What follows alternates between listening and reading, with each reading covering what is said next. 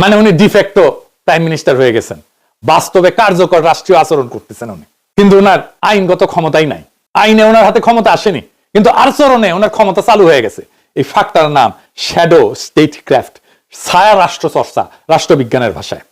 আইনগত ক্ষমতা ছাড়া ক্ষমতার বাস্তব প্রয়োগ আপনি এটাই করতেছেন। আর এইটার রাস্তা খুলে দিয়েছে প্রফেসর ইউনূস, এই আর্মি টার্মি এইরকম প্রোটেকশন দিয়ে, রাষ্ট্রীয় প্রোটোকল দিয়ে ওনারা এই কাজটা করে দিয়েছে। এই প্রশ্ন শুধু আইনগত না, এটা গণতান্ত্রিক। এই কথাবার্তা কারা জানলো? কিছু বিদেশি কোম্পানি যাদেরকে পছন্দ করে বা যাদের সাথে তার লোকদের, বিএনপির লোকদের গুটু আছে, তারা জানলো ভবিষ্যতে কোথায় ধান্দা করা যাবে। কিন্তু সংসদ জানলো না, নাগরিক জানলো না, ব্যুরোক্রেসি জানলো না, রাষ্ট্রের ইনস্টিটিউট জানলো না। এটা তো পরিকল্পনা মন্ত্রণালয় ছাড় দিবে না, দিবে না তো। পরিবেশ মন্ত্রণালয় ছাড় দিবে না তো। এগুলো সব ছাড় লাগবে। অর্থ মন্ত্রণালয় ছাড় দিবে না, কারণ আপনি বেশি খরচা কইরা বিদ্যুৎ বানাইতেছেন, এটা তো এফিসিয়েন্ট না। অর্থ মন্ত্রণালয় কেন ছাড় দেবে? টাকা দেবে কেন? বাংলাদেশের নাগরিক তার ট্যাক্সের পয়সা কেন দেবে? আমাকে বুঝান। 3 গুণ বেশি দাম দিয়ে বিদ্যুৎ বানানোর জন্য বাংলাদেশের মানুষ তার ট্যাক্সের পয়সা কেন দেবে? আপনার দলের লোককে ধান্দা করার জন্য? সংসদীয় কমিটি থাকবে না, ওখানে বিরোধী দলের লোক থাকবে না, ও তো ক্যাক করে ধরবে। আর আপনি বিদেশি প্রতিষ্ঠানের সাথে আলাপ করা শুরু করে দিচ্ছেন। বাহ। এখন কইতে পারেন এটা তো ভালো উদ্দেশ্যে করা হয়েছে। গণতন্ত্র উদ্দেশ্য দিয়ে চলে না, গণতন্ত্র চলে সীমা দিয়ে, বৈধতা দিয়ে। ভালো উদ্দেশ্য দিয়ে রাষ্ট্রের সীমা ভাঙা যায় না, কর্তৃত্বের সীমা ভাঙা যায় না, নতুন কর্তৃত্ব তৈরি করা যায় না। কর্তৃত্ব তৈরি হবে, শপথ করেন, জিতে আসেন, যদি জিতে আসতে পারেন তারপরে করেন। ইতিহাসে কোথাও কোথাও নির্বাচনের আগে এরকম যোগাযোগ হয়েছে, আর ইতিহাসে সেই ঘটনাগুলোকে কি নাম দিছে জানেন? এগুলো অবৈধ, অনৈতিক, বিপজ্জনক, রাষ্ট্রীয় সীমা লঙ্ঘন। আজও সেগুলো পড়ানো হয় নেগেটিভ প্রেসিডেন্স হিসাবে বা নেতিবাচক দৃষ্টান্ত হিসাবে রাষ্ট্রবিজ্ঞানে।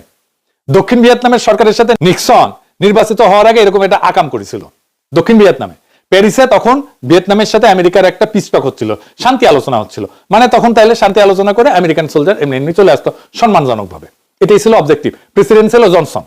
প্রেসিডেন্ট জনসনের সঙ্গে দক্ষিণ ভিয়েতনামের আলাপ চলতেছে। তখন নিক্সন কিন্তু নির্বাচিত হয় নাই। সে দক্ষিণ ভিয়েতনামে কইছে যে পিস টক ভেঙে দাও, আমরা নির্বাচিত হয়ে আসলে আরো ভালো ডিল দিব তোমাদেরকে। পিস টক ভেঙে যায়। এর ফলেই কিন্তু আমেরিকার লজ্জাজনক পরাজয় হয় ভিয়েতনামে। এইটারে ইতিহাসে বলে প্রি ইলেকশন স্যাবোটাজ নিক্সন। এটা দিয়ে সার্চ দিয়ে দেখেন গুগলে। কিন্তু এই একটা জিনিস ইতিহাসে নাই, তারেক রহমান এটা ইতিহাসে নতুন করছে।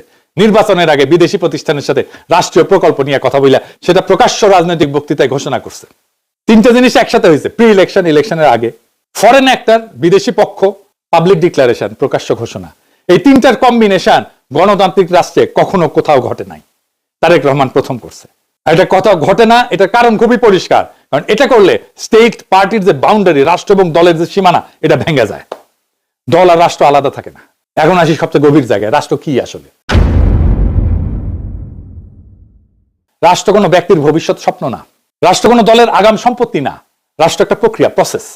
রাষ্ট্র একটা ইনস্টিটিউশন। এই প্রক্রিয়ার ধাপ আছে। জনগণের ভোট প্রথমে, সাংবিধানিক দায়িত্ব তারপরে প্রাতিষ্ঠানিক সিদ্ধান্ত। 3টা ধাপ আছে। এই 3টার একটা বাদ দিলে রাষ্ট্র থাকে না, থাকে ব্যক্তিগত শাসন। তারেক রহমান তার ব্যক্তির শাসন চাপাই দিতে চাইতেছে বাংলাদেশের উপরে। উনি ভোটের আগেই রাষ্ট্রের মতো কাজ করতে শুরু করছেন। তার মানে তারেক রহমান বলতেছে রাষ্ট্র জনগণের না, রাষ্ট্র আমার সম্ভাব্য সম্পত্তি। এটাই গণতন্ত্রের মৃত্যু। তারেক রহমানের হাত ধরে আসতেছে গণতন্ত্রের মৃত্যু। গণতন্ত্র মানে যা খুশি তাই করে না। গণতন্ত্র মানে কে কবে কথা বলবে, কোন পরিচয়ে বলবে, কোন সীমার মধ্যে বলবে, সেইটা ঠিক করা। তারেক রহমানের এই বক্তব্য প্রমাণ করছে তারেক রহমান তার সীমা লঙ্ঘন করছেন। রাষ্ট্রের মালিক জনগণ, সিদ্ধান্ত নিবে জনগণ। আপনি তারেক রহমান না, আপনি রাষ্ট্রের মালিক না, এটা আপনার জমিদারি না। আপনাদের কি মনে হয় তারেক রহমান রাষ্ট্রনায়ক হওয়ার উপযোগী? উনি রাষ্ট্র চালাইতে পারবেন? উনি রাষ্ট্র বুঝেন? উনি তৈরি হয়েছেন রাষ্ট্র চালানোর জন্য? বিচারের ভার আপনাদের উপরে দিলাম।